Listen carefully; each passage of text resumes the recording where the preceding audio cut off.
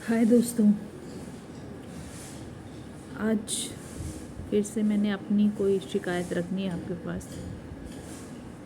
मैं कम से कम मुझे 2019 से 19 हो गया है यूट्यूब पे अपना कंटेंट देते हुए, तो 5 या 6 साल हो चुके हैं। और लोगों के सिर्फ 1 साल या 1.5 साल या कुछ महीनों में ही ग्रोथ हो जा रही है, इनकम आने लग रही है।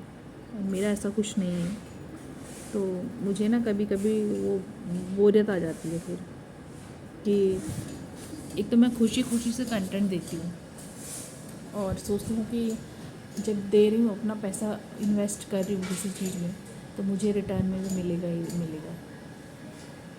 लेकिन 6 साल हो गए हैं, 5-6 साल हो गए हैं, कुछ नहीं मिला है अभी तक। और कंटेंट मैं पूरा दे रही हूँ, अपडेट भी नहीं करता है सॉफ्टवेयर इतना, तो फिर कहीं ना कहीं विश्वास कभी डगमगाता भी है कि मतलब ये देंगे भी या मेरे को ऐसे ही पागल बनाते रहेंगे। मतलब जब मैं आई थी यूट्यूब पे तो पैसा कमाने के लिए आई थी, साथ ही साथ में अपना एक पॉजिटिव इम्प्रेशन दिखाने आई थी, पॉजिटिव इन्फ्लुएंसर बनने आई थी, ना कि नेगेटिव। और उसमें अगर मैं किसी की बुराई या किसी का गलती बता देती हूँ तो मैं वो प्रचार नहीं कर रही हूँ उस इंसान का, सिर्फ उस इंसान की गलती बता रही हूँ कि मेरे साथ अनुभव ऐसा हुआ उस इंसान के साथ। तो ये होता है मेरा किसी के बारे में बताने का, नेगेटिव बात अगर मैं बताती हूँ।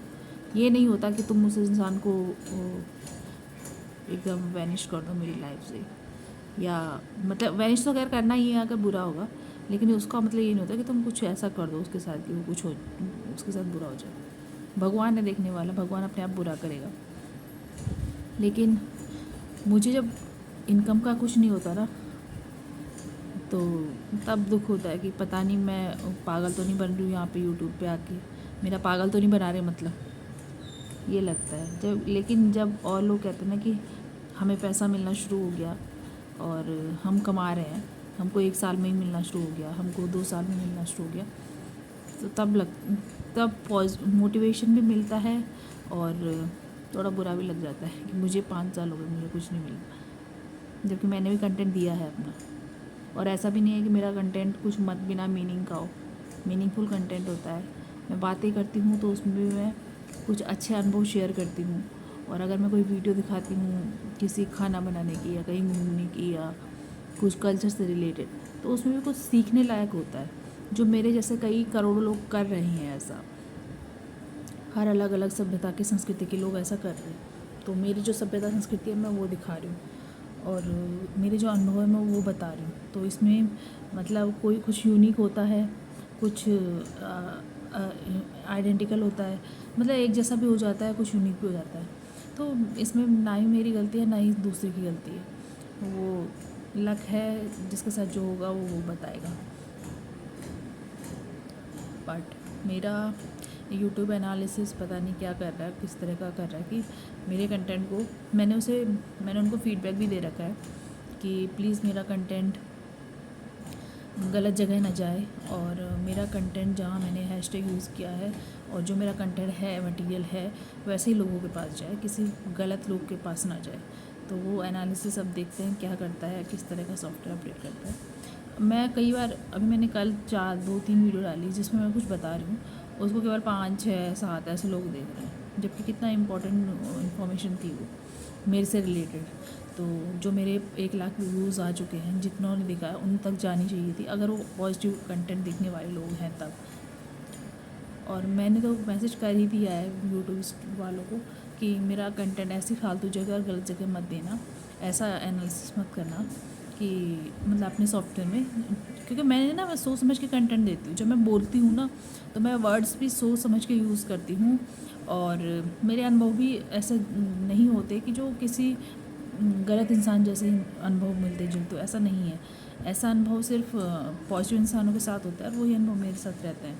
तो मतलब मेरा कंटेंट किसी गलत इंसान के साथ में जाना भी नहीं चाहिए, इसीलिए मैं बोलती हूँ, तो इसलिए मैंने मैसेज में लिखा भी है। और पता नहीं कितने लोगों के मैसेज गए होंगे ऐसे, तो वो अपने आप छान के कर लेगा यूट्यूब सॉफ्टवेयर। और बाकी मेरी कोशिश तो पूरी है आपको अच्छा कंटेंट देने की, अच्छी बातें बताने की। और मैं आज सोच रही थी वीडियो बनाऊँ, आज मौसम अच्छा है ना, आज धूप है, खिली हुई है, तो अगर छत में गई या कुछ मूड अच्छा हो रहा है धूप देखकर, तो कुछ अच्छा सोच सज संवर कर या मेकअप करके कुछ अच्छा कंटेंट देने की शाम तक सोचूंगी कि क्या दूँ आपको। क्योंकि एक तो मम्मी की थोड़ा तबीयत ख़राब है ना, कल से बीपी हाई हो रखा है, तो मम्मी थोड़ा चुप हो रखी हैं बट मेरा मूड सही है। मम्मी के टॉक्सिन्स बाहर आ रहे हैं ना। मैंने कहीं पढ़ा था कि अगर आप बीमार पड़ते हो हफ्ते में महीने में 1-2 बार, तो आपके शरीर से वो टॉक्सिन्स बाहर आते हैं। आपको बुखार आ जाए, आपको बीपी लो हो जाए, तो आपके शरीर जो नेगेटिव ऊर्जा है उसको बाहर फेंक रहा होता है, तो इस वजह से आप बीमार पड़ते हो। ये हल्का फुल्का बीमार होना एक तरफ से मतलब सही होता है। तो मतलब अगर आप हफ्ते में एक बार अगर आप एक बार बीमार पड़ते हो, महीने में एक बार बीमार पड़ते हो, तो समझो आपके शरीर से टॉक्सिन्स बाहर जा रहे हैं, वो होता है आपका। मेरा भी होता है। मैं आजकल नहीं हो रही हूँ, काफ़ी 1-2 साल से मैं बीमार बहुत कम पड़ रही हूँ, क्योंकि मैं जिम जा रही हूँ, मैं काम कर रही हूँ, मैं योगा कर रही हूँ, मैं कम तला भुना खा रही हूँ, तो नहीं पड़ रही बीमार। लेकिन अगर जैसे मम्मी का, तो मम्मी ने खाया है तला भुना, आजकल खाया था मम्मी ने, तो वो बाहर निकल रहा है सब। भले इस हफ्ते नहीं खाया, मतलब 1-2 हफ्ते पहले, 2-3 हफ्ते पहले कुछ खाया था, तो वो अब निकल रहा है बाहर। तो वो मतलब बीमार होने से ज़्यादा डरना भी नहीं चाहिए। और क्योंकि मैं बहुत बीमार रहती थी पहले, जब से योगा करना शुरू किया, थोड़ा अपने पे फोकस करना शुरू। पहले मैं अपने पे फोकस नहीं रखती थी ना, औरों पे रखती थी, घर वालों पे, मतलब पापा पे, बहन पे, भाई पे, मम्मी पे, दादी पे, नानी पे, छोटे भाइयों पे।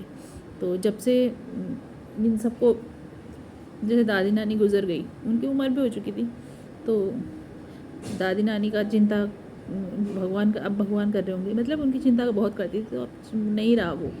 फिर पापा, भाई बहन हम थे, छोटे भाई बहन हैं, उनकी चिंता होती थी। पापा भी चले गए, उनकी इच्छा जो थी वो उनके साथ वही हुआ। फिर अब छोटे भाई, अभी भाई की भी शादी हो गई, वो भी अलग चला गया।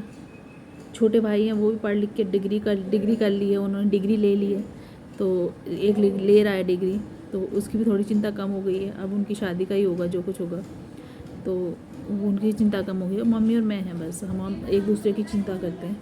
तो बस अब चिंता काफ़ी मेरे हिस्से से दूर दूर जा रही है, जो मैं बहुत करती थी पहले। तो अब वो चिंता नहीं है मेरे लिए नहीं है। अब उनकी चिंता करने के लिए वो खुद हैं, उनका खुद का परिवार है, बहन की भी अपना परिवार है, भाई का भी अपना परिवार है। मैं और मम्मी हैं, बस एक दूसरे की चिंता करते हैं। ऊपर छोटे भाई हैं, वो स्कूल कॉलेज में व्यस्त हैं, दोनों के दोनों कॉलेज में व्यस्त हैं, तो जॉब के लिए व्यस्त, फिर अपने आगे का फ्यूचर देखेंगे। तो मतलब उनका भी थोड़ा सा हिस्सा दूर हो गया मेरी चिंता करने से। ये एक तो यही परेशान करते हैं ना, सब्जी वाले आते हैं। मैं जब भी वीडियो बनाती हूँ, बीच में से पीछे से झगड़ा करने शुरू कर देंगे, ये आगे वाला सब्जी वाला आवाज़ करना का शुरू कर देंगे, मेरी आवाज़ दब जाती है। कल भी मैंने वीडियो बनाई जिसमें मैं बता रही थी कि अगर गढ़वाल के लड़कियों को ऐसा काम दिया जाए तो वो कर लेंगी।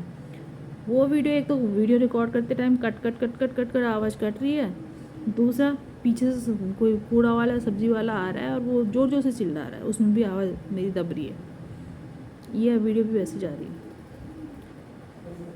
तो दोस्तों, मैंने बता दिया आपको क्या शिकायत थी आज की मेरी। शाम तक कोई अच्छी वीडियो दूंगी आपको। तब तक के लिए टेक केयर, बाय बाय।